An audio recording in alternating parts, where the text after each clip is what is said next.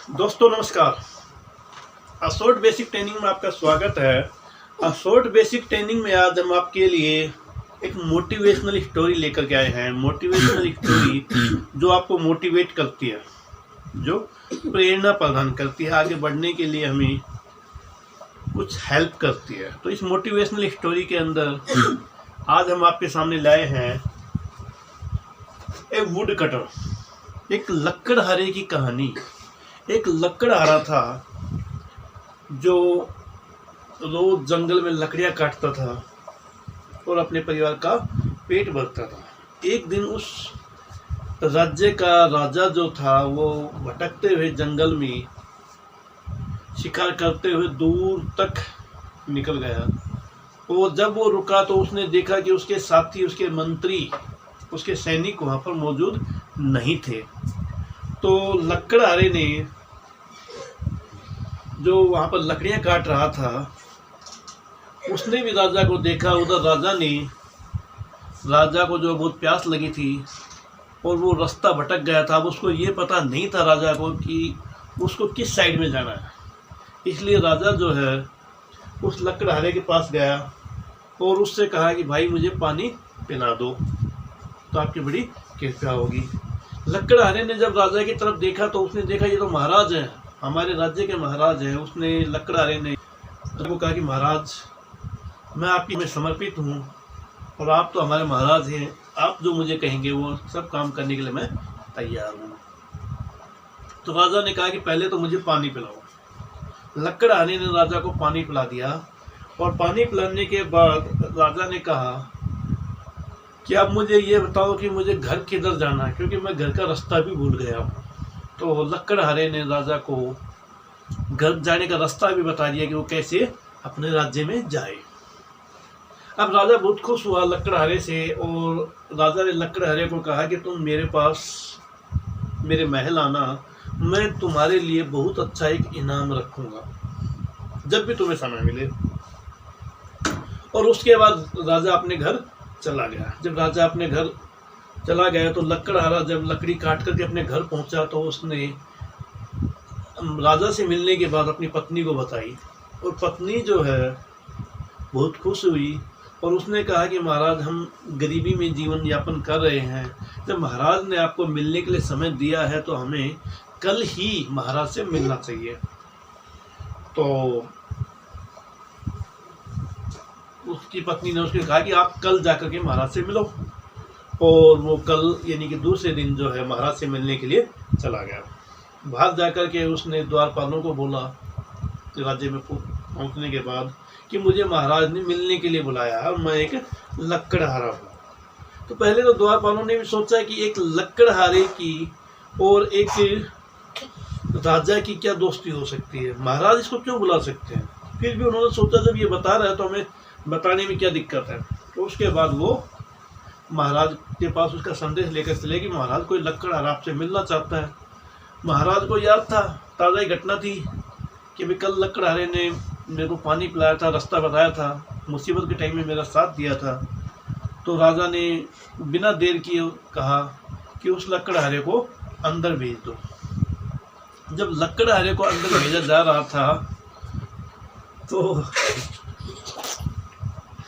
जब लकड़हारे को अंदर भेजा जा रहा था तो लकड़हारा महाराज के पास गया। महाराज ने भी सोचा कि मैं इसको क्या इनाम में दूं। महाराज ने सोचा कि मैं इसको क्या इनाम दूं। तब महाराज ने सोचा कि इसके लिए मेरा चंदन का बगीचा बढ़िया रहेगा, क्योंकि एक लकड़ है और ये लकड़ के बारे में भी जानता होगा और ये पेड़ पौधों के बारे में भी जानता होगा कि कैसे देखभाल की जाती है। तो जैसे लकड़हारा महाराज के पास गया तो महाराज ने कहा कि मैं तुम्हें इनाम में मेरा अपना चंदन का बगीचा देता हूँ, तुम वहाँ पर रहो, पेड़ों की देखभाल करो और ये मैं तुम्हारे नाम करता हूँ। तो लकड़हारा ये देख करके बहुत खुश हुआ और उसने महाराज का धन्यवाद किया। तो लकड़हारे को महाराज ने रहने के लिए जगह भी वहाँ पर दे दी। अब लकड़हारा चंदन के बगीचे से क्या करता, लकड़ियाँ काटता और उनका कोयला बनाता और वो बाजार में बेच करके आता। ऐसे करते करते कई दिन बीत गए और जो चंदन का बगीचा जो था उसके पेड़ जो है ख़त्म होने लगे। तो एक दिन महाराज को विचार आया कि लकड़हारे को चंदन का बगीचा दिए हुए कई दिन हो गए हैं, कई महीने हो गए हैं, क्यों ना उसको देखा जाए कि उस लकड़हारे ने कितना सुधार किया है उसके अंदर। तो महाराज जो है चले गए बगीचे में, तो देखा कि वहाँ तो बगीचे की जगह कुछ भी नहीं था। तो महाराज ने देखा कि वहाँ तो मुश्किल से 2-4 जो है चंदन के पेड़ खड़े हुए थे और बाकी सब गायब, इन बगीचा नाम की चीज़ नजर नहीं आई महाराज को। उसके बाद महाराज ने उस लकड़हारे को ढूंढना शुरू किया, तो उनको वो लकड़हारा एक जगह पेड़ों की लकड़ियों को जला करके कोयला बनाता हुआ नजर आ गया और वहाँ पर कोयले नजर आए। महाराज ये देख करके बहुत दुखी हुए कि ये लकड़हारे ने क्या कर दिया, मैंने तो इसको इतना कीमती बगीचा दिया था। फिर भी महाराज ने अपने गुस्से पर कंट्रोल किया और वो उस लकड़हारे के पास गए। महाराज ने कहा कैसे हो, तो वो लकड़हारा महाराज को देख करके बहुत खुश हुआ और महाराज को धन्यवाद किया कि महाराज आपने मेरी ज़िंदगी बदल दी। मैं पहले भूखों मरता था, आज मेरे पास खाने के लिए पर्याप्त भोजन है। लेकिन महाराज तो उससे संतुष्ट नहीं थे, क्योंकि वो जानते थे कि इतनी कीमती लकड़ियां जो हैं उनका ये सही तरह से प्रयोग नहीं कर रहा था। तो महाराज ने कहा कि वो लकड़ी जो पड़ी है सामने, उस लकड़ी को उठाओ और बाजार बेच कर के आओ, अभी जाओ। तो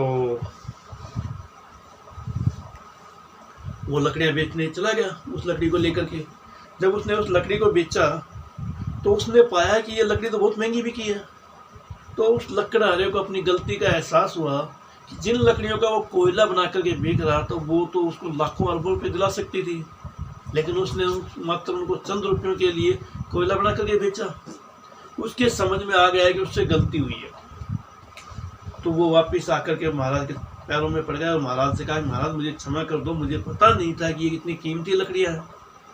मैं तो वही लकड़हारे की तरह जैसे अपने पहले काम कर रहा था, लकड़ियों को काट करके उनका कोयला बना करके बेचता रहा। तो महाराज भी समझ गए थे कि अब इसको समझ में आ गया है कि इसने क्या गलती की है। तो दोस्तों बात यहाँ लकड़हारे की और राजा की नहीं है, बात यहाँ है हमारे अपने जीवन के बारे में। हमारी जो सांसें हैं वो भी किसी चंदन की लकड़ी से कम नहीं है।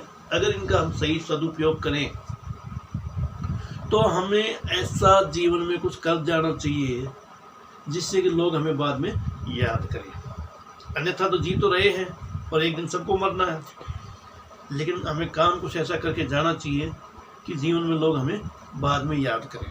तो इसके लिए हमें अपनी पढ़ाई पे, अपने काम पे ध्यान देना चाहिए और अपने आप को एक ऐसा व्यक्ति बनाना चाहिए जिसको लोग मरने के बाद भी याद करें।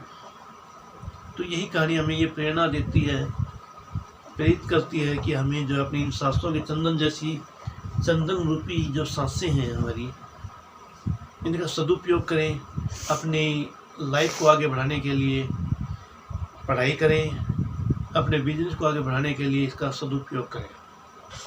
और अगली कहानी जानने के लिए दोस्तों मेरे चैनल को सब्सक्राइब करना ना भूलें, लाइक करें और शेयर करें, घंटी के बटन को दबाएं।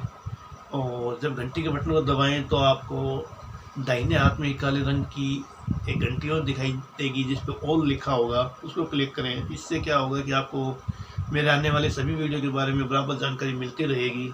तो दोस्तों नेक्स्ट वीडियो में फिर मिलते हैं एक नई कहानी के साथ, एक नई प्रेरणादायक सीख के साथ। तब तक के लिए धन्यवाद। गुड नाइट दोस्तों, शुभ रात्रि।